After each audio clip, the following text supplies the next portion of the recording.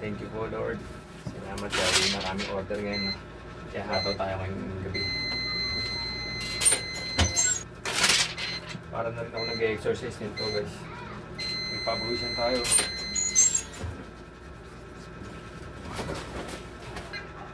Medyo inaantok na ako. Pero maaga pa naman. Mga alas 8 pa lang ata.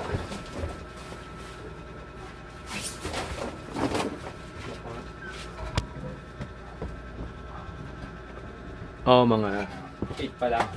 Mag 8:30 pa lang, maaga pa. Ito yung sinasabi nila na ano guys, na late at night, early morning. No? Pero pangit yung kung masasanay yung katawan mo sa ganun. Hindi naman ngayon papasok yung time management. Kaya mahalaga talaga yung time management para hindi rin natin mapabayaan yung sarili natin, yung kalusugan natin. Kasi kung sinanay mo yung katawan mo sa late at night, early morning, magkakasakit ka. Hindi mo na magagawa yung mga dapat mong gawin. Kaya the best pa rin, time management. Tapusin mo na mas maaga yung trabaho para makatulog na maaga, at tapos gigising ka na maaga.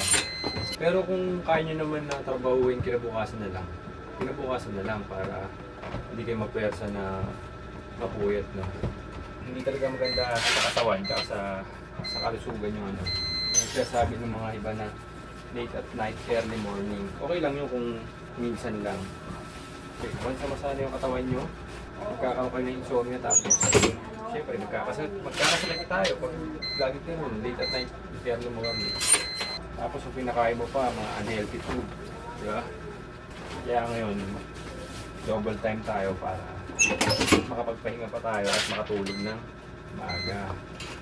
Kaya para sa akin, no, pipilitin kong ma-master yung time management ko para hindi mangyari sa akin lagi yung yung late at night, early morning. So yun lang guys, no, bago pa tayo matapos sa pagtatatak, ayun lang payo natin ngayon. Pilitin nyo na makatulog tayo na maaga at tapos gigising tayo na mas maaga.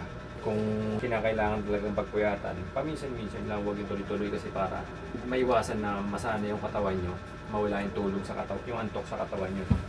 Magkakaroon kayo ng insomnia. Mahirapan kayong habulin yung pag magkaroon kayo ng insomnia sa katawan. So yun lang, salamat sa inyo. Bye bye.